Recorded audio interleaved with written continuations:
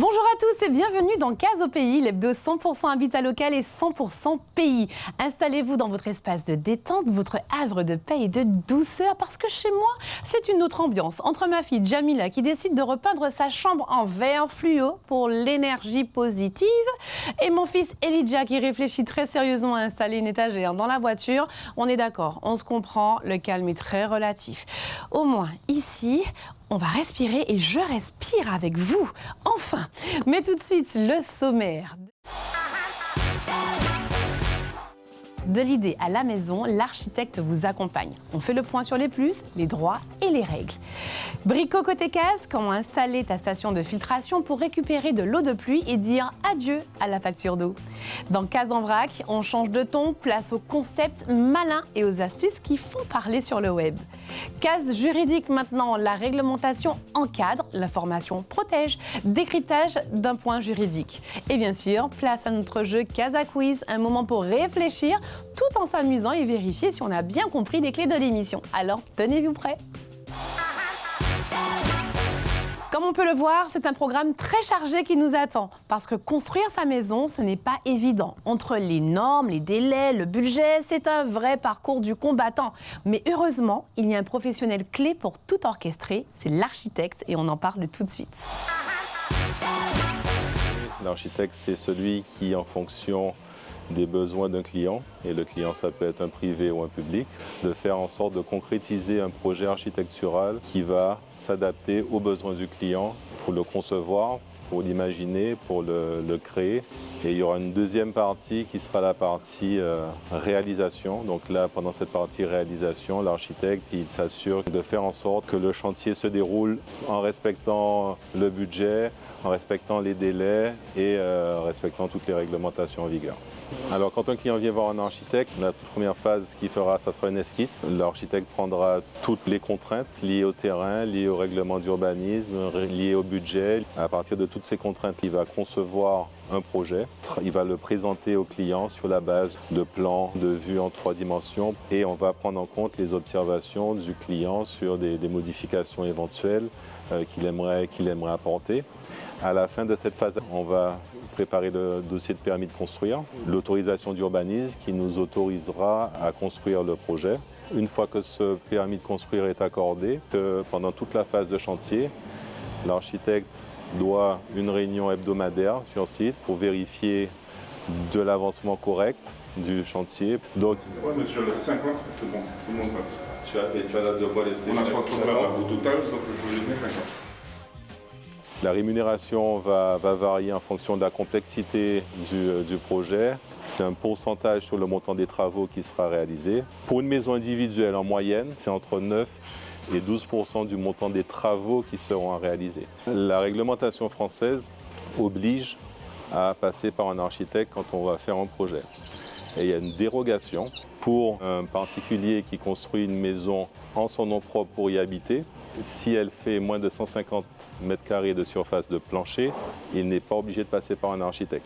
Ça veut dire que si vous construisez votre maison à partir du moment où vous allez faire une SCI, où vous allez faire une des habitations pour louer à autrui, la réglementation vous oblige de passer par un architecte. Je rappelle à tout le monde, si vous devez travailler avec un architecte, architecteaupluriel.org, c'est le tableau national des architectes. Toutes les personnes qui portent le titre doivent absolument être inscrites sur ce tableau. Vous tapez le nom de la personne, vous saurez tout de suite si c'est un architecte ou pas. Et il faut savoir que l'architecte, quand il exerce, il a non seulement une garantie décennale, mais il peut être rattrapé en responsabilité jusqu'à 30 ans pour des fautes de conception. Comment choisir un architecte si on a un projet? Il faut savoir qu'aujourd'hui, à la date d'aujourd'hui, on est 192 architectes inscrits en Guadeloupe.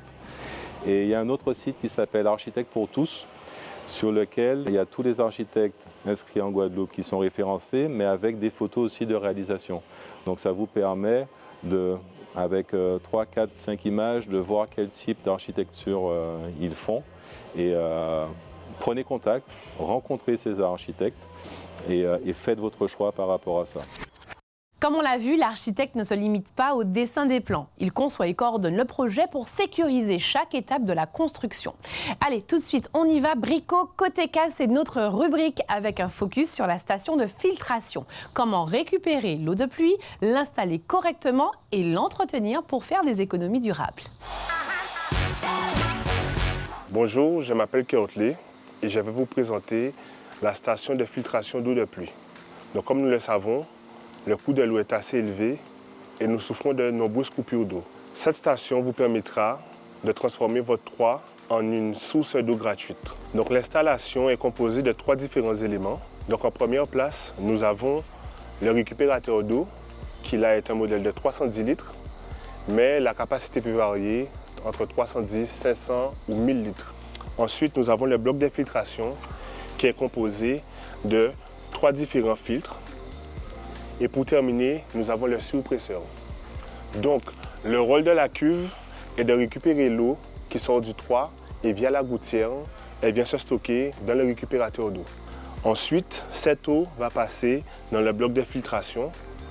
Donc, premièrement, il va passer dans le premier filtre qui est le pré-filtre lavable qui, lui, va capturer les gros débris qui sortent du toit ainsi que des gouttières. Il est à laver tous les 3 mois. Ensuite, nous avons le filtre anti-sédiment qui, lui, va capturer le sable ainsi que la boue. Il est à changer tous les 12 mois. Et pour finir, nous avons le filtre à charbon actif qui va capturer le chlore, les petits résidus ainsi que les mauvaises odeurs. Une fois que cette eau est passée à travers tous les blocs de filtration, il sera acheminé au niveau du surpresseur qui, lui, son rôle est d'acheminer l'eau à votre maison afin d'alimenter vos WC en cas de coupure d'eau. Ou sinon, vous avez une deuxième solution, vous pourrez utiliser cette eau via votre tuyau d'arrosage afin de pouvoir procéder au nettoyage de la maison ou à laver votre voiture. Donc, comme nous l'avons vu, cette station vous permettra de faire des économies d'eau. À bientôt pour de nouvelles solutions. On l'a vu, une station de filtration, c'est important, c'est gagner en autonomie et maîtriser sa consommation d'eau. Allez, on passe à Case en vrac, notre rubrique qui laisse place à des idées et un regard original avec des astuces qui interpellent. Après Case en vrac et ses idées innovantes, place au cadre réglementaire dans notre rubrique Case juridique. On va faire le point sur les aspects juridiques avec un professionnel. Votre autorisation de construire, le permis de construire. Si vous avez une piscine de maximum 10 mètres carrés, une déclaration préalable suffira et non pas un permis de construire. Si vous souhaitez construire une construction dite légère de maximum 30 mètres carrés, pas besoin de permis de construire. La déclaration préalable suffira. Pareillement, si vous souhaitez construire, mais pour une période de moins de 3 mois, ce qui veut dire que la construction ne durera pas au-delà des 3 mois, inutile d'obtenir un permis de construire. Ceci dit, si votre objectif est de construire la maison de vos rêves, vous devez absolument solliciter le permis de construire. Le permis de construire se demande comment. Vous pouvez le solliciter en adressant le formulaire rempli par recommandé avec accusé de réception ou alors par dépôt contre récépissé en mairie. La durée de validité du permis de construire est de 3 ans. Cependant, il y a une possibilité de proroger ce délai de validité 2 fois de 1 an. Ce qui veut dire qu'en bout de course, vous avez un permis dont la validité sera de 5 ans qui vous permettra d'achever votre construction. Lorsque vous ferez votre demande de permis de construire, la mairie n'aura que 2 mois pour y répondre favorablement ou par un rejet. À défaut de réponse dans ce délai, il s'agira d'une acceptation tacite. Imaginons que vous ayez sollicité votre permis de construire, mais qu'il vous ait été refusé par la mairie. Que faire? Vous voyez finalement votre rêve s'envoler. Non, pas du tout. Vous avez droit à un délai de recours de 2 mois également. Donc attention, vous avez la possibilité d'agir contre ce refus, mais encore faut-il que votre projet soit conforme aux règles de l'urbanisme.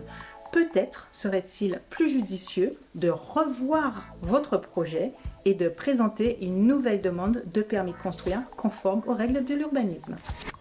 C'est l'heure de jouer avec notre grand jeu Casa Quiz. Un moment pour tester si vous avez bien suivi Casa au pays. Une règle hyper simple. une question, 3 réponses possibles, une seule bonne réponse. Par contre, vous n'avez que 10 secondes pour réfléchir et on se retrouve juste après. La question est, combien y a-t-il de filtres dans une station de filtration? A, 2 filtres. B, 4 filtres. C, 3 filtres. A, B ou C? Et oui, la réponse est C. Il y a 3 filtres. C'est facile, avouez quand même. En tout cas, bravo si vous avez trouvé la bonne réponse. Et oui, votre rendez-vous c'est terminé, mais on se retrouve sur casopi.com si vous aimez jouer. Alors direction casopi.com avec 1000 surprises de valeur qui vous attendent. Je vous invite à scanner le QR code et nous rejoindre sur nos réseaux sociaux pour aller plus loin dans vos projets, construire, rénover, louer ou acheter en Guadeloupe. On se retrouve très bientôt, je vous embrasse. À bientôt dans votre rendez-vous Casopi, le rendez-vous 100% habitat local, 100% pays.